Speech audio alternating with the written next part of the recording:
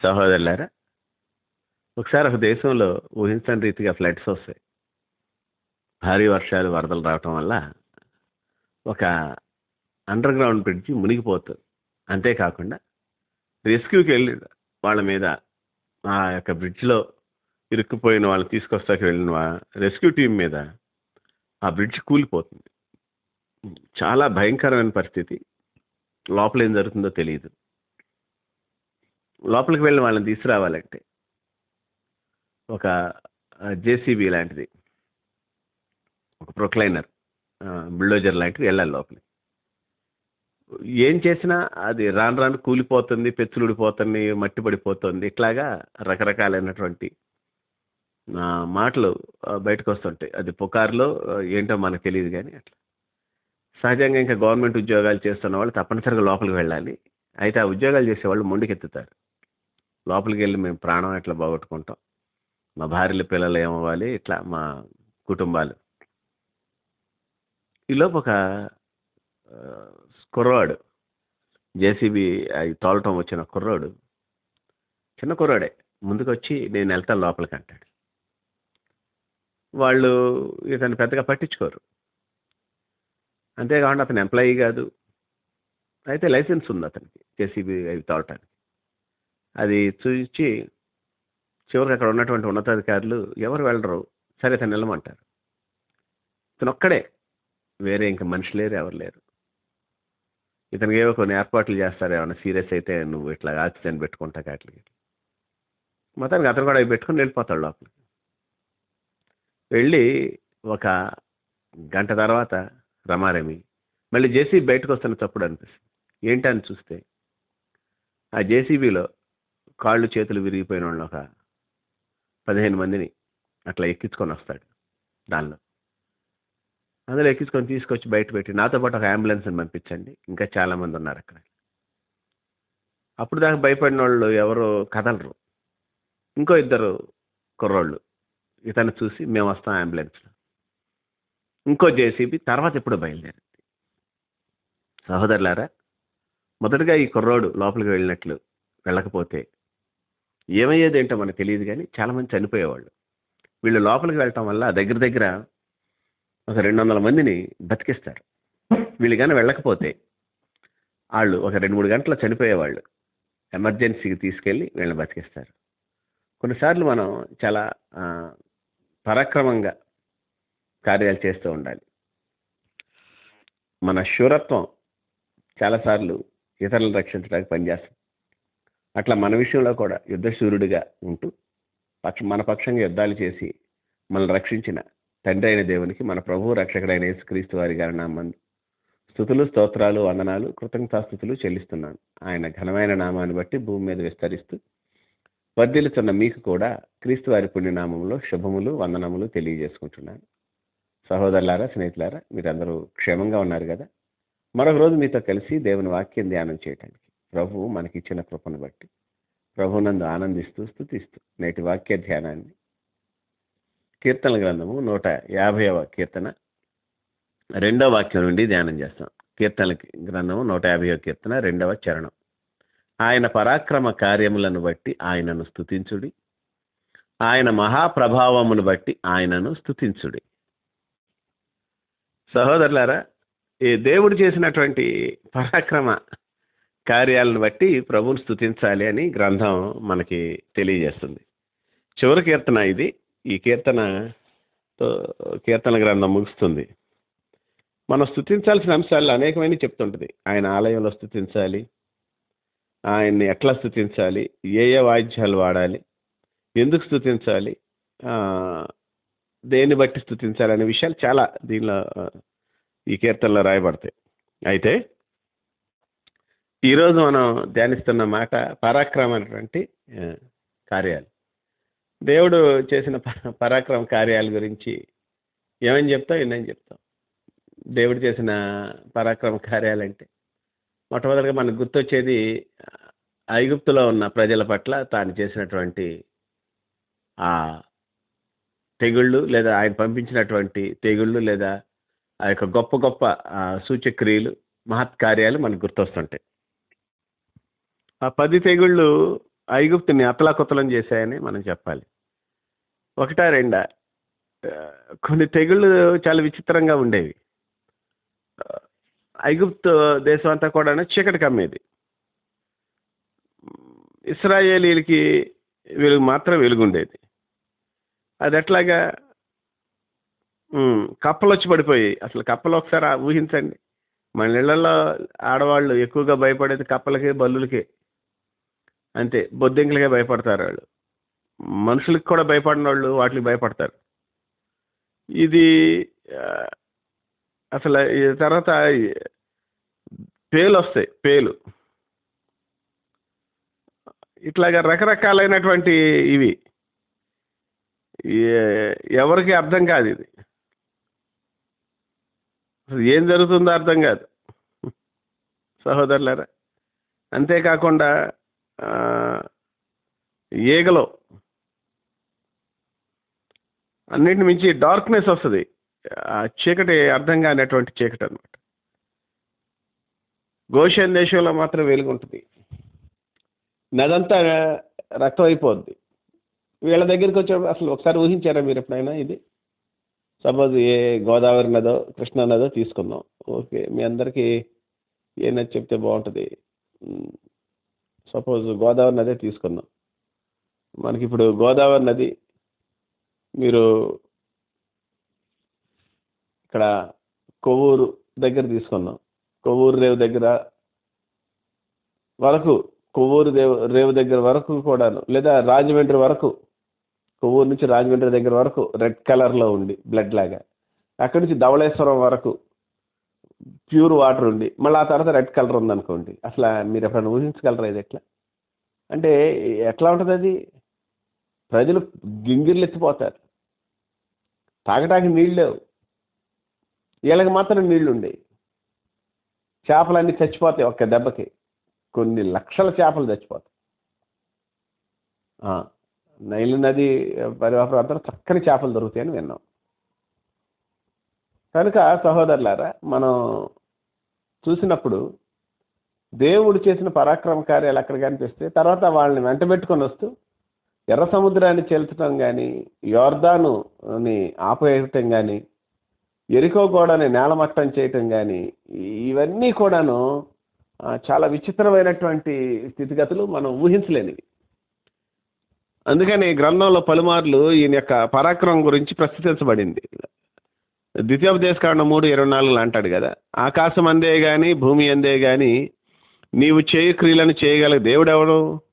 నువ్వు చూపే పరాక్రమం చూపగలిగిన దేవుడెవరు? అసలు అట్లా చేయగలిగిన వాళ్ళు ఎవరు? సెకండ్ గాంటర్ ఉంటారు అక్కడ ఐగుప్తులో. వాళ్ళు కూడా వీళ్ళు చేసినట్టు టకటక 2-3 చేస్తారు.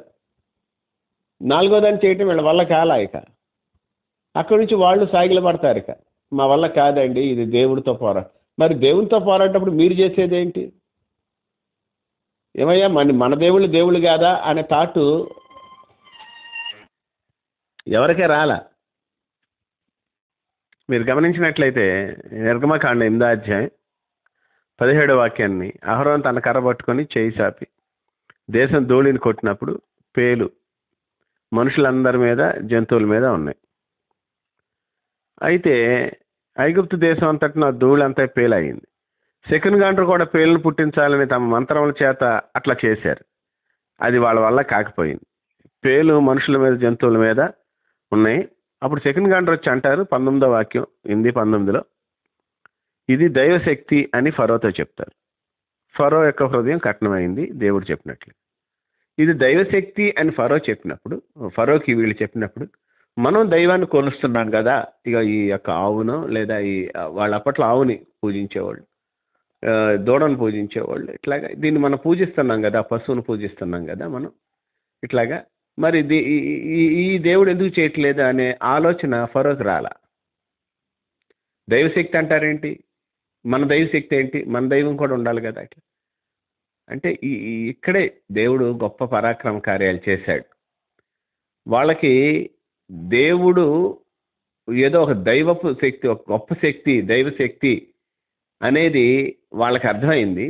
దేవుని శక్తిని మించిన, అంటే వాళ్ళ యొక్క దేవుణ్ణి లేదా వాళ్ళ దేవుని యొక్క శక్తిని మించింది ఒకటి పనిచేస్తుంది కాబట్టి ఇదే దైవం అన్నారు. ఇదే దైవం అని వాళ్ళు గ్రహించలేకపోయారు. శక్తి దేవుడిదే అన్నారు కానీ ఈ దేవుణ్ణి పూజించాలనే తత్వం లేదా ఆ మనస్తత్వం వాళ్ళకి రాల. మనం కూడా ఇక్కడ చాలాసార్లు ఇదే పొరపాటు, మనం కూడా ఇదే ఎదుర్కొంటున్నాం. చాలామందికి దేవుని యొక్క శక్తి ఏంటో తెలుస్తుంది, దేవుడి దగ్గరికి వెళ్తే ఏమవుతుందో తెలుస్తుంది కానీ ఈ దేవుణ్ణి వెంబడించేటటువంటి మనస్తత్వం, ఆ విధమైన వంగిన మనస్సు లేదా ఈయన వైపు తిరగటానికి మనసు ఒప్పుకోవట్ల. ఇంతే మీరు గుర్తుంచుకోవాల్సింది. కనుక సహోదరులారా, ఆ, మన జీవితాల్లో దేవుడు చేసిన పరాక్రమ కార్యం ఏంటంటే, అపవాది అప్పటి వరకు మనల్ని ఏదైతే పట్టి ఉంచిందో, అపవాది ఏ విషయాల్లో అయితే మన యొక్క తలని లేదా మన యొక్క జ్ఞానాన్ని, మన యొక్క మెదడుని క్లచెస్లో పెట్టేస్తుంది అపవాది. నో, యేసు ప్రభు దేవుడు కాదు, మనకున్నది ఇదే, ఇదే దేవుళ్ళు, ఇట్లాగా దేన్ని పడితే అది దేవుడిగా అట్లాగా మనల్ని పూజకి తీసుకుని వెళుతూ అట్లాంటి స్థితికి మనల్ని తీసుకెళ్ళిపోతాడు అపవాది.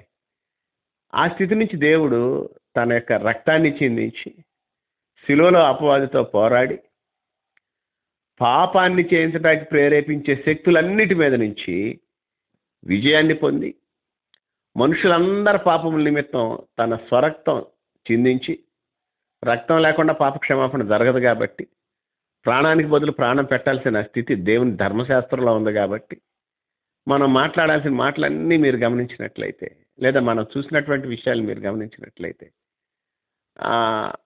ఇక్కడ దేవుని యొక్క శక్తి మన జీవితాల్లో ఎంత పరాక్రమంగా కనిపిస్తుందంటే అంత పరాక్రమం కనిపిస్తుంది. అపవాది తంత్రాల నుంచి, అపవాది యొక్క బంధకాల నుంచి దేవుడు మనల్ని విమోచించడానికి పరాక్రమశాలిగా మన మధ్య ఉన్నాడు. దేవుని నామానికి మహిమ కలుగును గాక. ఈ విషయం మీరు గమనించాలి. కాబట్టి ఆయన చేసిన పరాక్రమ కార్యములను బట్టి, అంటే ఎంతసేపు మనకి ఐగుప్తే గుర్తొస్తుంటుంది. ఎర్ర సముద్రము, యోర్దాను, ఎరికో, అన్నీ దగ్గరే స్టార్ట్ అవుతున్నట్టు ఉంటాయి. ఎరికో, యోర్దాను, ఎర్ర సముద్రం, ఇవన్నీ ఆకాశం నుంచి మన్నా, బండ నుంచి నీళ్లు, ఇవన్నీ జరిగినవే. అక్కడెక్కడో జరిగినవి ఆలోచిస్తావేంటి? నీ జీవితంలో జరిగినవి ఆలోచించవా? ఇటువంటి తలంపులతో ఉండేదానివి, ఇటువంటి పరిస్థితుల్ని చుట్టముట్టుకొని ఉండేవాడివి, చుట్టముట్టబడి ఉండేవాడివి. వాటన్నిటి నుంచి దేవుడు ఎట్లా విడిపించాడు, ఎట్లా తీసుకొచ్చాడు, ఎట్లా మనల్ని మన యొక్క పరిస్థితిని మార్చాడు దేవుడు. కనుక ప్రభునందు ప్రియమైన వారులారా, మన జీవితంలో దేవుడు చేసిన పరాక్రమ కార్యాలు ఏమైనా ఉన్నాయంటే ఆ పరాక్రమ కార్యం యొక్క రక్షణే. దాని కొరకు ఆయన శిలువలో పోరాడాడు. 22వ కీర్తన మీరు చదివినట్లయితే, భాషాను దేశపు బలమైన వృషభములు, గురుపతేలు, కుక్కలు, సింహములు నన్ను చుట్టుకొని ఉన్నాయి అంటాడు. వాటన్నిటి మీద విజయం సాధించాడు. దావీదు సింహాన్ని చంపాడు, ఎలుగుబండింది. ఈయన సింహాలు చుట్టుకున్నాయట, ఎద్దులు చుట్టుకున్నాయంట, గురుపోతులు చుట్టుకున్నాయంట. ఈ క్రూరమైనవన్నీ ఆయన చుట్టుకున్నాయి. వాటన్నిటి మీద విజయం పొందాడు. ఎంతో వేదన, ఎంతో శ్రమ అనుభవించి తన పరాక్రమాన్ని చూపించాడు. మనల్ని జయశీలుడైన ఆయన మనల్ని ఆయనతో పాటు కూర్చోటానికి జయశీలుని పిల్లలుగా ఉంచాడు. దాన్ని బట్టి దేవునికి స్తోత్రాలు. ఆ టన్నెల్ మూసుకుపోయినప్పుడు నేను మీతో చెప్పినటువంటి గవర్నమెంట్ ఎంప్లాయీస్తో సైతం మా ఉద్యోగాలు తీసేయండి సార్, మేము వెళ్ళలేము సార్ అక్కడికి వెళ్ళి ఏం అట్లా, కానీ వాళ్ళు చివరికి ఎవరు వెళ్ళట్లా, ఏమీ అవ్వట్లా. ఒక కుర్రాడు నేను వెళ్తానండి అన్నాడు. జస్ట్ అతనికి ఈ ప్రొక్లైనర్ డ్రైవ్ చేసే లైసెన్స్ మాత్రం ఉందంతే, పెద్ద ఎక్స్పర్ట్ కూడా కాదు, కుర్రాడు. సరే ఎవడో లేనప్పుడు అన్నట్టు పంపించారు. వీళ్ళు చాలామందిని ఎక్కించుకొచ్చాడు, క్షతగాత్రుల్ని. వాళ్ళ ప్రాణాలు పోయేటటువంటి వెంటనే యాక్సిడెంట్ పెట్టారు. రెడీ చేస్తున్నారు. ఇంకా లోపల చాలామంది ఉన్నారు, నాతో ఇంకెవరిని వస్తే తీసుకురావుతున్నారు. ఇంకో 2-3 బయలుదేరారు. 100 మందిని రక్షించారు. పరాక్రమం చేయగలిగిన వాడు ఒకడు ఉండాలి. అట్లా పరాక్రమం చేయడానికి మొట్టమొదటిగా మన నిమిత్తం నిలబడిన వాడు ప్రభువైన యేసుక్రీస్తు వారే. ఈయన పరాక్రమం మన శరీరాల్ని, ప్రాణాన్ని రక్షించడమే కాక మన ఆత్మలను రక్షించి నరకానికి పోకుండా తప్పించి దేవుని రాజ్యంలో కూర్చోబెట్టింది. అలాంటి పరాక్రమశాలిని సర్వదా సదాకాలం స్తుతింతుముగాక. ప్రార్థన. మహాపరిశుద్ధుడు అయిన తండ్రి, ప్రేమ నమ్మకాలు గలవాడ, నీకే వందనాలు, స్తోత్రాలు, కృతజ్ఞతాస్తుతులు చెల్లిస్తున్నా. నీ కృపను బట్టి మా జీవితాల్లో నేటి వరకు నువ్వు ఇచ్చిన నెమ్మదిని బట్టి, క్షేమాన్ని బట్టి, కనికరాన్ని బట్టి నీకు స్తోత్రం. బలమైన దేవుడా బలమైన కార్యాలు చేస్తూ వచ్చారు. నీ నామహిమార్థే జీవించడానికి కృప చూపించారు. సమయంలో మేమేమై ఉన్నాం అది నీ కృప అని చెప్పి ఒప్పుకుంటున్నాను ప్రభు. నీ కటాక్షం నీ కనికరం మాకు అనుగ్రహించండి. మమ్మల్ని నెమ్మదినిచ్చి నడిపించమని వేడుకొంటున్నాను. పరిశుద్ధుడా నీకే వందనాలు. నీ కృపా కటాక్షాలు మా మీద ఉంచండి. ఈ సమయంలో ప్రార్థన చేస్తున్నాను. మా ఎడలు నువ్వు జరిగించిన నాయన కార్యాలు మహాపరాక్రమమైనవి. అవి మాకు అర్థం కావట్లేదు. వీటిని మేము జాగ్రత్తగా అర్థం చేసుకుంటాం, మాకు నేర్పించు. నీ కటాక్షం మా మీద ఉండనివ్వండి. నీకు కృతజ్ఞతలు చెల్లిస్తున్నాం. మేమేమై ఉన్నామో అది నీ కృప అనే ఒప్పుకుంటున్నాను. అయ్యా, మా మీద నీ యొక్క వాత్సల్యత కుమ్మరించి నీవు మా పక్షాన పరాక్రమంగా యుద్ధాలు చేసావని, అట్లా యుద్ధాలు చేసి మమ్మల్ని గెలుచుకున్నావని మేమెంతో కృతజ్ఞతతో నిన్ను వెంబడించటం, నీకు సాగిలపడటం నేర్పించమని ఘనత మహిమ ప్రభావాలు యుగయుగములు మీకు ఆరోపిస్తూ మేమేమై ఉన్నామో అది నీ కృప అని ఒప్పుకుంటూ మా ప్రభువును రక్షకుడైన యేసుక్రీస్తు వారి పుణ్యనామాన్ని కృతజ్ఞతాస్తుతులు చెల్లించి వేడి బ్రతిమాలుకొనుచున్నాము తండ్రి. Amen, amen, amen.